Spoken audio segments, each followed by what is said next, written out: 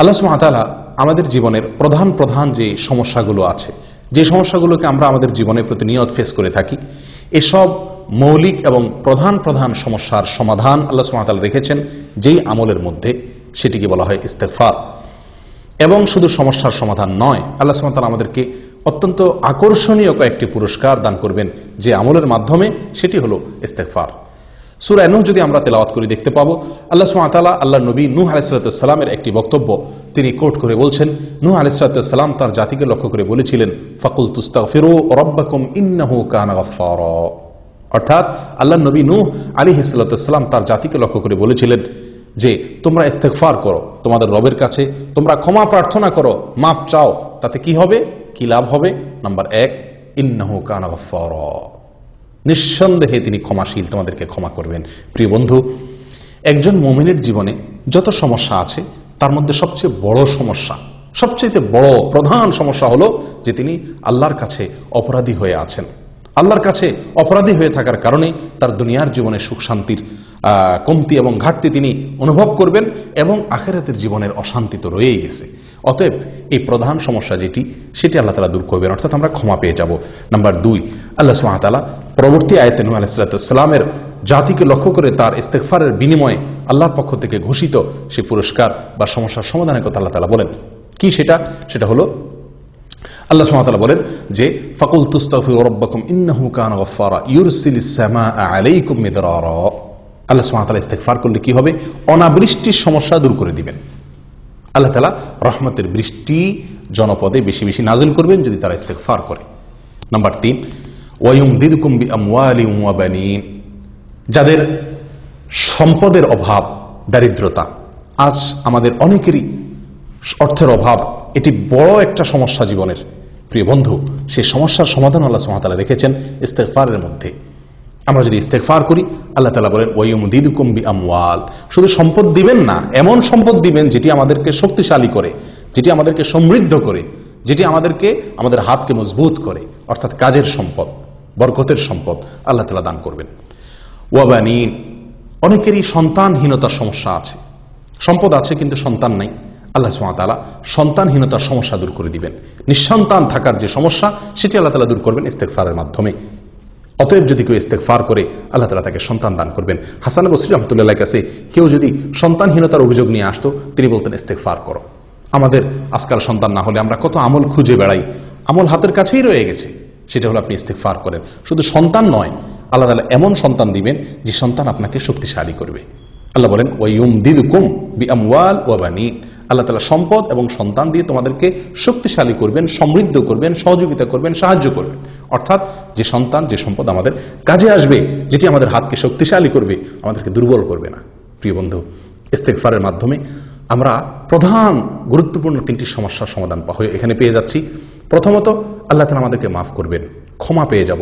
দ্বিতীয়ত, অনাবৃষ্টির সমস্যা দূর হয়ে রহমতের বৃষ্টি আমরা পাবো। তৃতীয়ত, আমাদের অর্থের অভাব অনটন আল্লাহ তাআলা দূর করবেন। চতুর্থত, আল্লাহ তাআলা সন্তানের যে অভাব, সেটা আল্লাহ তাআলা দূর করবেন ইস্তেগফারের মাধ্যমে। এবং পরবর্তীতে আল্লাহ সুবহানাহু ওয়া তাআলা আরো কয়েকটি পুরস্কারের কথা বলছেন। আল্লাহ সুবহানাহু ওয়া তাআলা বলেন ওয়ায়ুমদিদকুম বিআমওয়ালিন ওয়া বানিন ওয়া ইয়াজআল লাকুম জান্নাতিন ওয়া ইয়াজআল লাকুম আনহারা। আরো 2টি পুরস্কারের কথা আল্লাহ তাআলা পরবর্তী আয়াতে বলছেন। যদি তোমরা ইস্তেগফার করো, তাহলে আল্লাহ সুবহানাহু ওয়া তাআলা বাগ বাগিচা, ক্ষেত খামার, ফসল, এগুলো আল্লাহ সুবহানাহু ওয়া তাআলা বাড়িয়ে দিবেন। রিজিক বেড়ে যাবে, অর্থ আছে, সন্তানও আছে, কিন্তু ক্ষেত খামার, ফসল ইত্যাদি ভালো হয় না, এটাও একটা সমস্যা। আল্লাহ তাআলা সেই সমস্যার সমাধান রেখেছেন ইস্তেগফারের মাধ্যমে। ফসল ইত্যাদি বেশি হবে যদি আল্লাহর কাছে আমরা ইস্তেগফার করি। নাম্বার 6, আল্লাহ সুবহানাহু ওয়া তাআলা বলছেন ওয়াজআল লাকুম আনহারা, ইয়াজআল লাকুম জান্নাতিন ওয়া ইয়াজআল লাকুম আনহারা, এবং তোমাদের জন্য নদী, নালা, নহর, প্রশবন, ঝর্ণা, পানির যে সমস্যা, আসমান থেকে নাজিল হওয়া পানি, এটি আল্লাহ তাআলার একটি রহমত। আর জমিনে এরকমভাবে নদী, নালা ইত্যাদিতে পানি থাকা, খাল বিল ইত্যাদিতে পানি পরিপূর্ণ থাকা প্রয়োজন অনুপাতে, সেটা আরেকটা আল্লাহ তাআলার নিয়ামত, সেটিও পাওয়া যাবে ইস্তেগফারের মাধ্যমে। 6টি নিয়ামত আমরা এই আয়াত থেকে, শুধুমাত্র এই 3টি আয়াত থেকে আমরা পেয়ে গেলাম।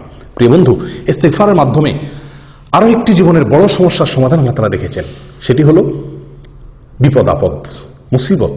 এমন কোনো মানুষ নেই যার জীবনে বিপদ আপদ আসে না, যিনি বিপদ মুসিবতের সম্মুখীন হন না, এরকম কোনো লোক আমরা একটি মানুষও সারা পৃথিবীতে খুঁজে পাবো না। প্রত্যেকটা লোকের জীবনে বিপদ আপদ এবং মুসিবত আসে প্রিয় বন্ধু। এই মুসিবত আসলে আমরা অস্থির হয়ে যাই, খুব বেশি টেনশন করি। টেনশন আপনি করেন, চিন্তা আপনি করেন, কিভাবে সে সমস্যা থেকে আপনি উত্তরণের পথ খুঁজে পাবেন সেই চেষ্টা আপনি করেন। কিন্তু বন্ধু, আপনি যত বেশি চিন্তা এবং টেনশন করবেন তার চাইতে বেশি আপনাকে ইস্তেগফার করা উচিত। কারণ ইস্তেগফার বেশি করার মধ্যেই আল্লাহ সুবহানাহু ওয়া তাআলা মুসিবত থেকে বের হওয়ার উত্তরণের পথ সেখানে আল্লাহ তাআলা রেখে দিয়েছেন ইস্তেগফার করার মধ্যে। এ বিষয়ে আমরা অত্যন্ত গুরুত্বপূর্ণ এবং বেশ শক্তিশালী কয়েকটি দলিল আমরা নিতে পারি। নম্বর 1, আদিপিতা আদম আলাইহিস সালাম তার জীবনে যখন সবচেয়ে বড় সমস্যার তিনি সম্মুখীন হলেন, জান্নাত থেকে আল্লাহ তাআলা বের করে দিলেন, আল্লাহ অসন্তুষ্ট হয়ে গেলেন, তখন তিনি আল্লাহ সুবহানাহু ওয়া তাআলার কাছে ইস্তেগফার করেছিলেন। আল্লাহ তাআলা তাকে তখন তার সেই সমস্যা দূর করেছিলেন। কিভাবে ইস্তেগফার করেছিলেন? তিনি বলেছিলেন, রব্বানা যালামনা আনফুসানা ওয়া ইল্লাম তাগফির লানা ওয়া তারহামনা লানাকুনান্না মিনাল খাসিরিন। হে আমার রব, নিশ্চয় আমি আমার উপরে অবিচার করেছি, নিজের প্রতি নিজে জুলুম করেছি। যদি আপনি ক্ষমা না করেন, আপনি রহম না করেন, আমার বড় ক্ষতি হয়ে যাবে, আমি বড় ক্ষতিগ্রস্ত হয়ে যাব মাবুদ। আল্লাহর কাছে ছোট হয়ে ক্ষমা চেয়েছেন, আল্লাহ তাআলা তার সমস্যা দূর করে দিয়েছেন। প্রিয় বন্ধু, আল্লাহর নবী ইউনুস আলাইহিস সালাম তিনি যে বিপদে পড়েছিলেন, ঐতিহাসিক বিপদ, মাছের পেটে তিনি চলে গিয়েছিলেন, আল্লাহ তাআলা কুদরতিভাবে সেখানে তাকে কিছু সময়ের জন্য হায়াত রেখে দিয়েছিলেন। ওই মুহূর্তে তিনি আত্মরক্ষার জন্য যে চেষ্টাটুকু করেছিলেন, এই বিপদ থেকে বের হওয়ার জন্য, এই বিপদ দূর হওয়ার জন্য যে চেষ্টা করেছেন সেটি হলো ইস্তেগফার তিনি করেছেন। তিনি আল্লাহর কাছে যে দোয়ার মাধ্যমে সাহায্য প্রার্থনা করেছিলেন, যে দোয়াটি পাঠ করেছিলেন, সেখানে আল্লাহর কাছে বড় বেশি ভালো লেগেছে। আল্লাহ তাআলা সেটা কোরআনে উল্লেখ করেছেন। কি দোয়া করেছিলেন? তিনি বলেছিলেন, লা ইলাহা ইল্লা আনত সুবহানাকা ইন্নী কুনতু মিনাজ জালিমিন, যেটাকে দোয়া ইউনুস হিসেবে আমরা জানি। অর্থাৎ আল্লাহ আপনি ছাড়া কোনো মাবুদ নাই, আপনি পবিত্র, নিশ্চয়ই আমি অপরাধী, আমি জালেম। আল্লাহর কাছে নিজের দোষের কথা স্বীকার করে ক্ষমা চাওয়া, প্রিয় বন্ধু, এটা আমাদের জীবনের বড় বড় সমস্যাকে দূর করে দেয়। নূহ আলাইহিস সালামকে আল্লাহ তাআলা সমস্যা থেকে তাকে উত্তরণের পথ বের করে দিয়েছিলেন এই ইস্তেগফারের মাধ্যমে। আদম আলাইহিস সালামকে আল্লাহ সুবহানাহু ওয়া তাআলা তার বিপদ দূর করে দিয়েছিলেন এই ইস্তেগফারের মাধ্যমে।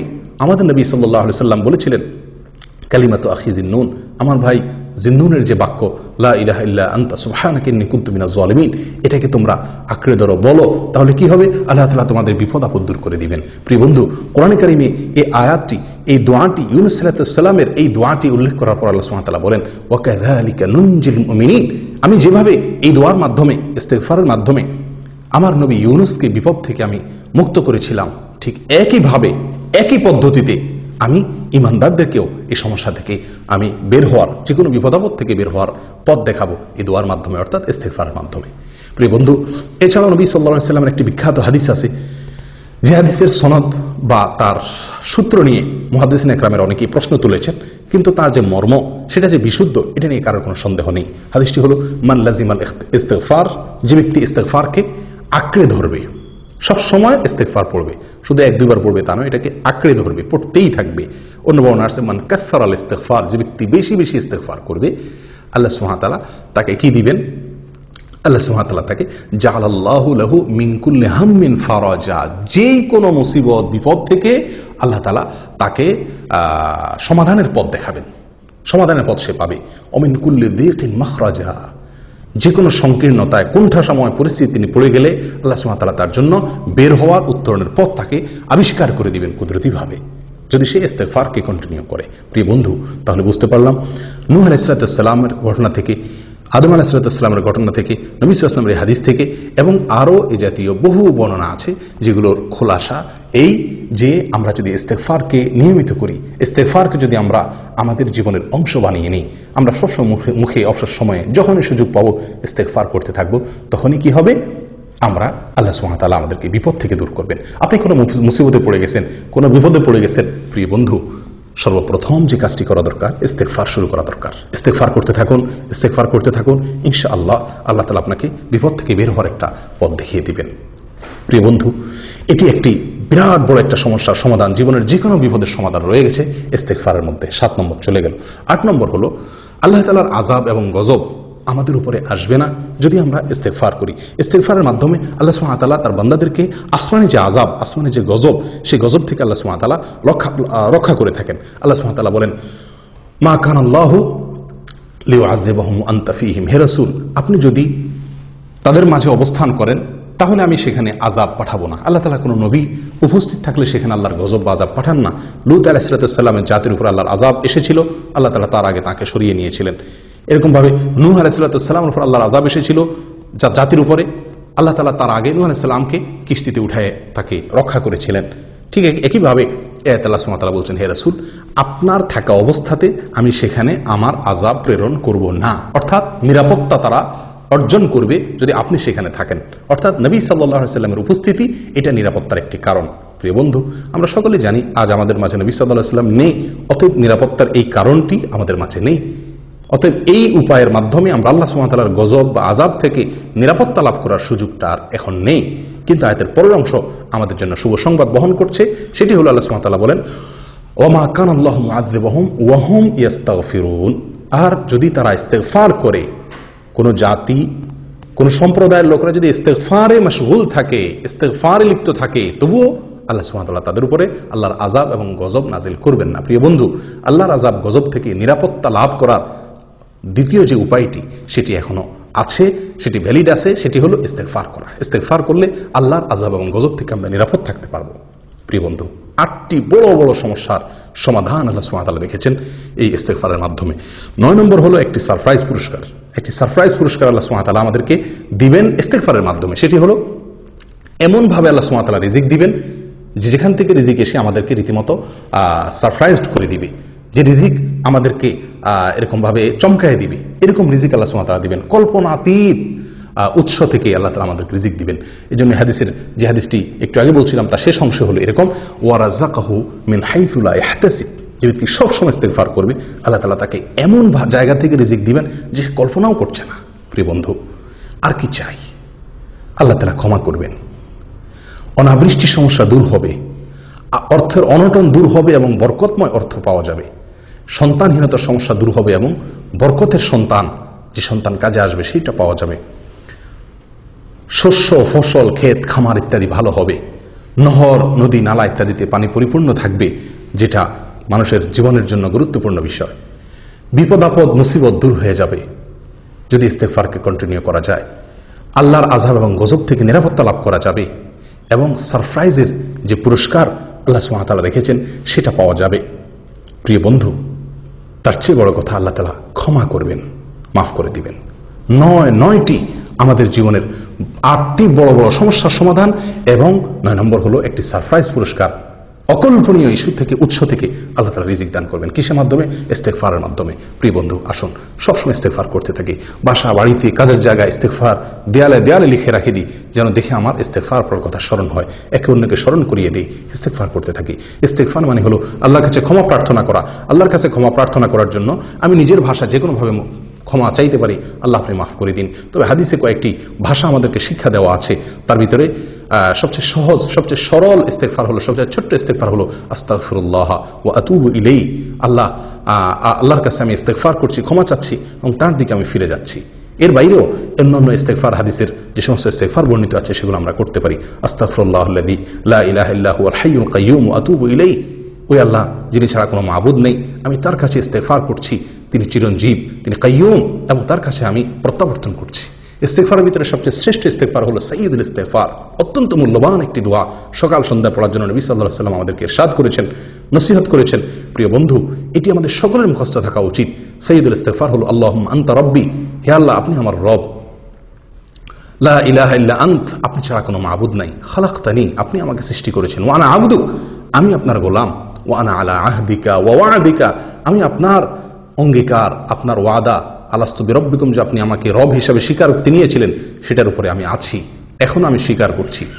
ওয়ানা আলা আহদিকা ওয়া ওয়াদিকা মাস্তাতা'তু, যতটুকু সম্ভব আমি সেই স্বীকারোক্তির উপরে এখনো অটল আছি। ওয়ানা আলা আহদিকা ওয়া ওয়াদিকা মাস্তাতা'তু আউযু বিকা মিন শাররি মা সানা'ত, আল্লাহ আমি যে সমস্ত অপকর্ম গুনাহ করেছি এগুলোর ক্ষতি থেকে আপনার কাছে আশ্রয় চাই। ওয়া আউযু বিকা মিন শাররি মা সানা'ত আবুউ লাকা বিনি'মাতিকা আলাইহি, আল্লাহ আপনি যে নিয়ামত আমার প্রতি দিয়েছেন আমি সেটাকে স্বীকার করি। ও আবুউ লাকা বিযামবি, আল্লাহ আমি যে অপরাধ করেছি সেটাকেও আমি স্বীকার করি। ফাগফিরলি ফাইন্নাহু লা ইয়াগফিরুয যুনুবা ইল্লা আন্ত, অতএব আমাকে ক্ষমা করে দিন, কারণ আপনি ছাড়া আমাকে কেউ ক্ষমা করতে পারবে না। আসুন ভাই, ইস্তেগফারকে সবসময় নিয়মিত ইস্তেগফারকে আমার জীবনের অংশ বানিয়ে নেই, আমার অবসর সময়গুলোকে পরিপূর্ণ করে দিই ইস্তেগফারের মাধ্যমে। আল্লাহ তাআলা আমাদের সকলকে বেশি বেশি ইস্তেগফার করার তৌফিক দান করুন। সকল কল্যাণের অধিকারী হওয়ার পরেও আমার নবী সাল্লাল্লাহু আলাইহি ওয়াসাল্লাম দৈনিক 70 বার ইস্তেগফার করতেন আল্লাহর কাছে। আমরা 70 বার কয়জন মানুষ ইস্তেগফার করতে পারি? বরং আমাদের তো আরো বেশি করা উচিত। কমপক্ষে আস্তাগফিরুল্লাহ আস্তাগফিরুল্লাহ এই বাক্যটি অর্থ সহকারে বুঝে আল্লাহর কাছে নিজেকে অপরাধী হিসাবে ছোট তুচ্ছ করে পেশ করে আল্লাহর কাছে ক্ষমা প্রার্থনা করি। আল্লাহ তাআলা আমাদের সকলকে আমল করার তৌফিক দান করেন।